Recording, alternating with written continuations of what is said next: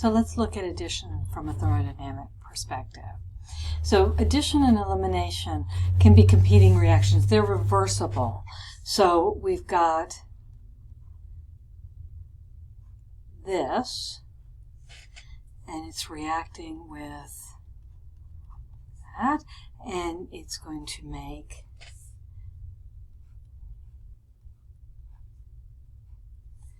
and on one side we'll get the hydrogen, and the other side is going to get that X, whatever that is, halogen. This is addition.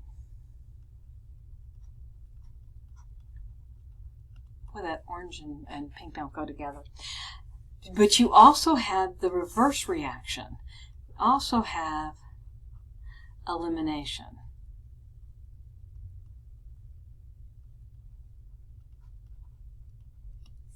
So which reaction wins? Which direction will this reaction go in? And we can look at the delta G.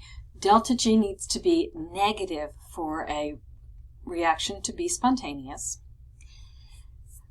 First, we'll look at the delta H here. We are breaking. For an addition reaction, we're going to break a pi bond, and we're also going to break a sigma bond.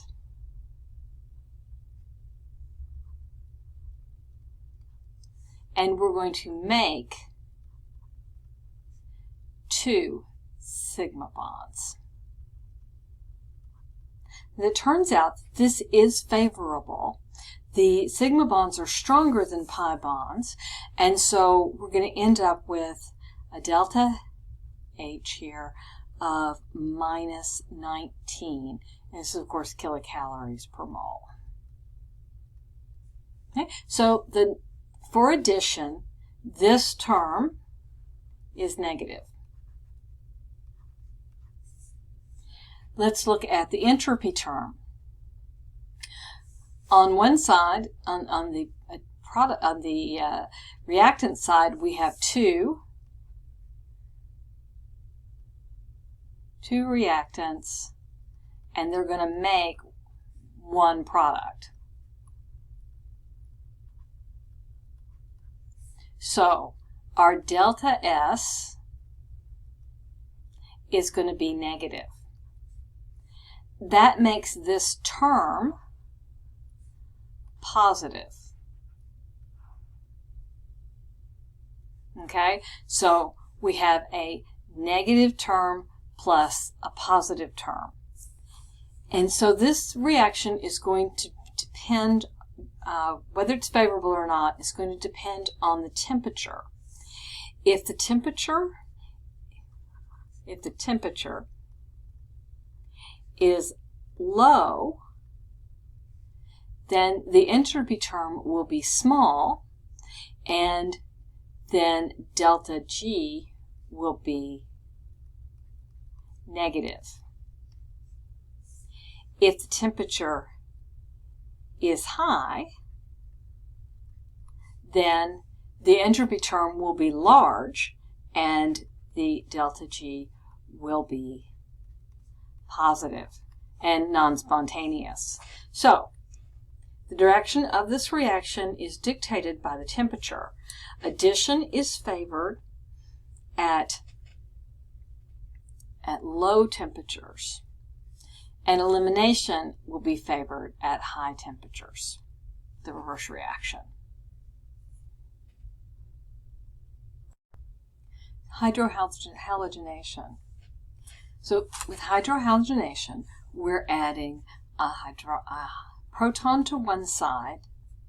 One carbon gets a proton, and the other carbon gets a halogen. It might get a chlorine, it might get a bromine. Okay, and they'll be added across a double bond. Regenoselectivity. So this is just fancy words for which carbon gets the hydrogen and which carbon gets the halogen. Markovnikov addition is when the hydrogen is placed on the carbon bearing the most hydrogens. So the hydrogen placed on the carbon with the most hydrogens. And anti-Markovnikov, the halogen is placed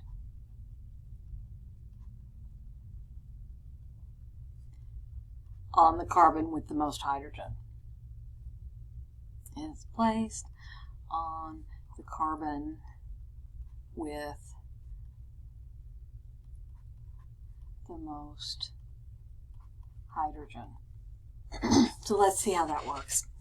Here we have a double bond, and we're going to add hydrogen bromide to it. First, we're going to do a Markovnikov addition. So the Markovnikov addition, the hydrogen is going to be placed on the carbon with the most hydrogen, so it's going to get placed here. We're going to get, and let's change color, the hydrogen that we add is going to be put there, and the bromine is going to be put over here.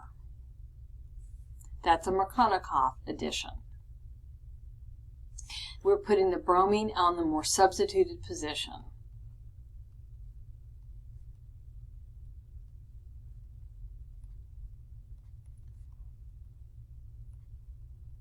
And that's Markovnikov. The anti-Markovnikov,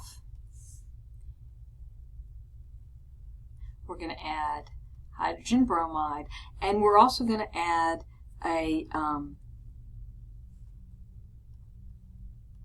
another compound, peroxide. And so here's our framework that we started with. This time the hydrogen is going to go on the more substituted position, and we're going to put the bromine on the carbon that had the hydrogens. Okay, and this is anti-Markovnikov.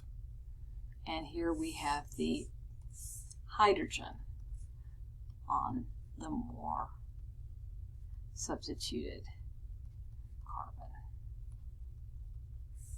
Okay, so just to review, this is the more substituted carbon, and this is the carbon with more hydrogen. All right, so let's draw the major products. Time to do some reactions.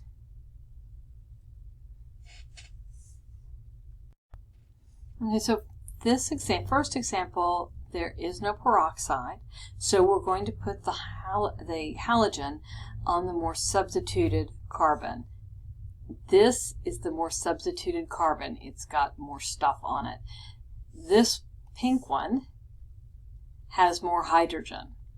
So we'll put the hydrogen here, and we'll put the bromine up there at the more substituted position. In the second example, we've got a peroxide in here. So we're going to do just the reverse. Again, this is the more substituted position, and this time, because of the peroxide, we're going to put the proton is going to go there. Proton.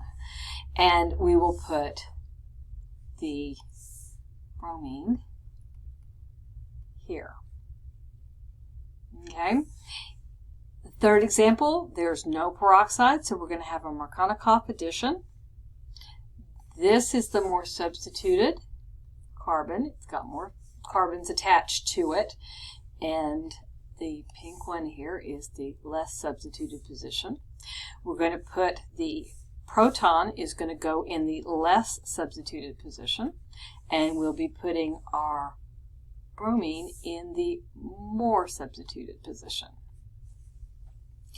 Identify the reagents that you would use.